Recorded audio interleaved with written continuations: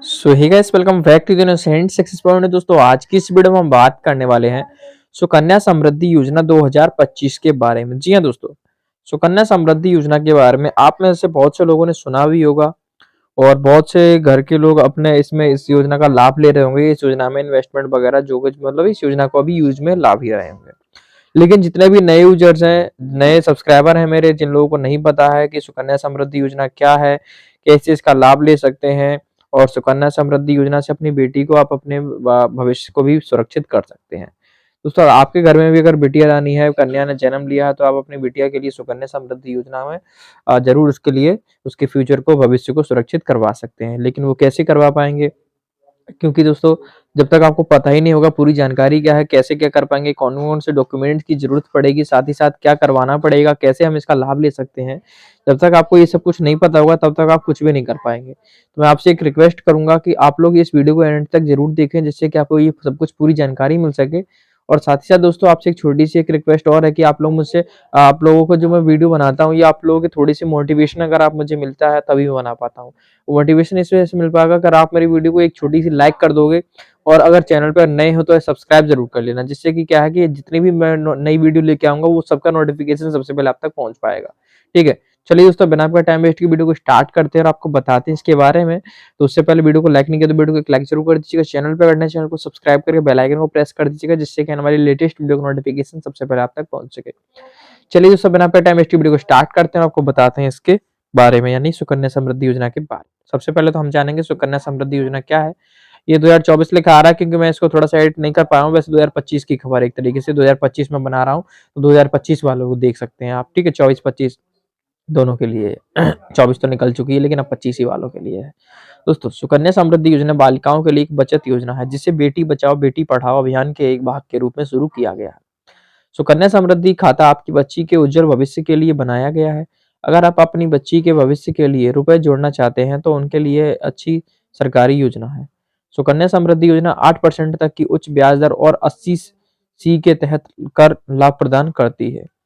जन्म से लेकर 10 साल तक की उम्र की लड़की के माता-पिता सुकन्या या समृद्धि योजना में खाता खुलवा सकते हैं। माननीय प्रधानमंत्री श्री नरेंद्र मोदी जी के नेतृत्व में विगत 9 वर्षों में 3.18 करोड़ खाते सुकन्या समृद्धि योजना के तहत खोले गए।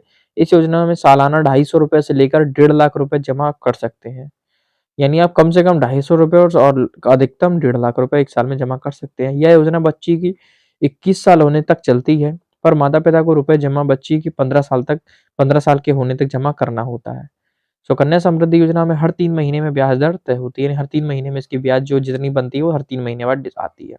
अब जान लेते हैं कि आखिर इस योजना को शुरू करने का मुख्य उद्देश्य क्या है? क्यों ये योजना शुरू की गई है? उसकी भी एक बड़ी वजह है दोस्तों।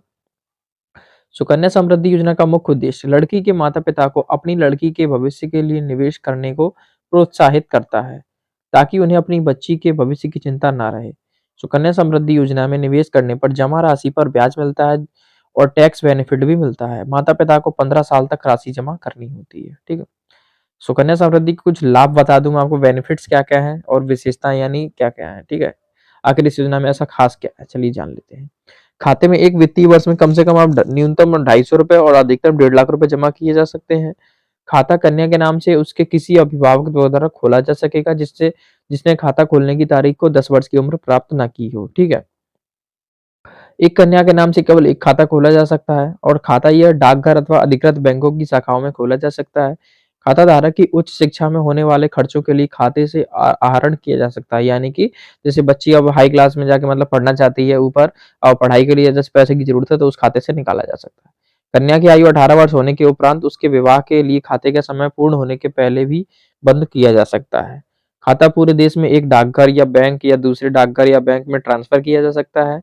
खाता खोले जाने की तारीख से 21 वर्ष पूर्ण होने पर खाता परिपक्व हो जाता है। यानी आज खुला है आपकी बच्ची की, जब 1 वर्ष की मतलब साल भर की आयु आपने खुलवाया, तो जैसे 21 साल हो जाती है, तो आप मैच्योर हो जाता है, उस पैसे को पूरा निकाल सकती है बच्ची। खाते में जमा राशि पर आयकर अधिनियम की धारा 80 सी के तहत छूट उपलब्ध है। खाते में अर्जित संपूर्ण ब्याज, यानी कि 80 सी के तहत आपको छूट जो उपलब्ध है, आयकर अधिनियम की धारा, उसमें टैक्स वगैरह नहीं लगेगा। खाते में अर्जित संपूर्ण ब्याज आयकर अधिनियम की धारा 10 के तहत कर मुक्त है, यानी कि टैक्स फ्री है। सुकन्या समृद्धि योजना में केवल 2 बेटियों का ही खाता खुलवाया जा सकता है। हालांकि अगर तीसरी बेटी के खाता खोलने का भी प्रावधान था, परंतु उसका इनकम टैक्स सेक्शन 80 सी में लाभ नहीं दिया जाता था। लेकिन अब नए बदलाव के अनुसार तीसरी बेटी को भी सेक्शन 80 सी में टैक्स बेनिफिट दिया जाएगा। तो ये इसके कुछ लाभ हैं।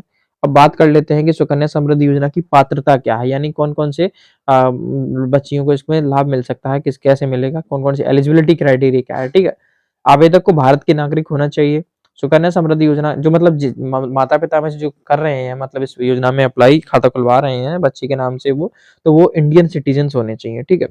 सुकन्या समृद्धि योजना खाता बालिका के नाम पर माता-पिता या कानूनी अभिभावकों द्वारा ही खोला जा सकता है।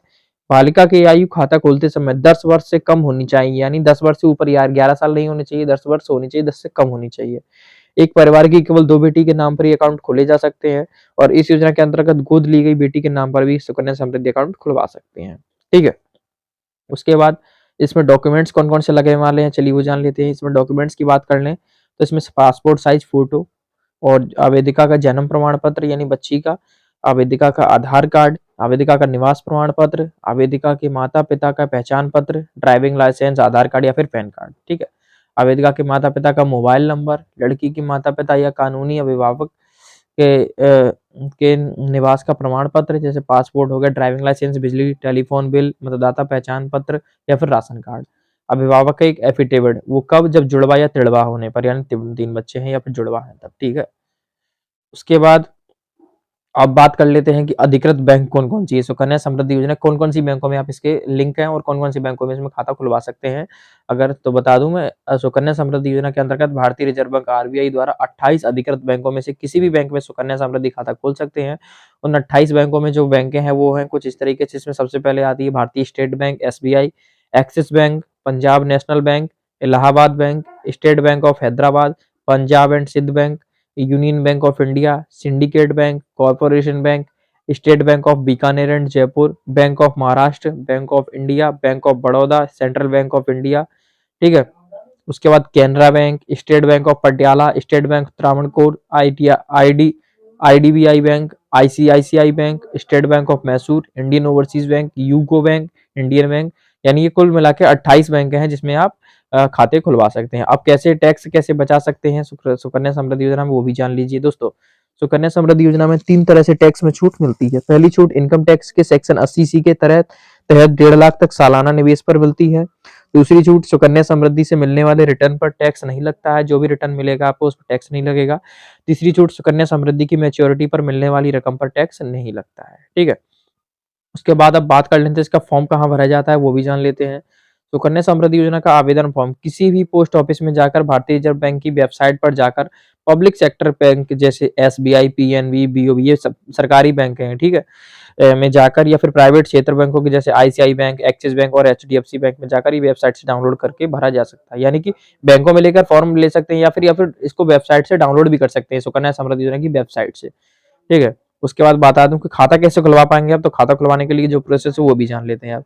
सुकन्या समृद्धि योजना का खाता खुलवाने के लिए आपको अपने नजदीकी पोस्ट ऑफिस या फिर किसी बैंक में जाकर, बैंक की शाखा में जाना होगा। वहां जाकर आपको सुकन्या समृद्धि योजना का आवेदन फॉर्म प्राप्त करना होगा, ठीक है।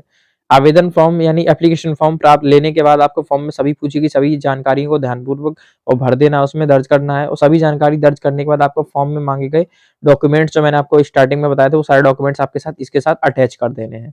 अब आपको ये आवेदन फॉर्म पोस्ट ऑफिस या फिर बैंक में जमा कर देना होगा। इसके अलावा आपको खाता खुलवाने के लिए प्रीमियम राशि जमा करनी होगी, जो भी इसमें प्रीमियम राशि है।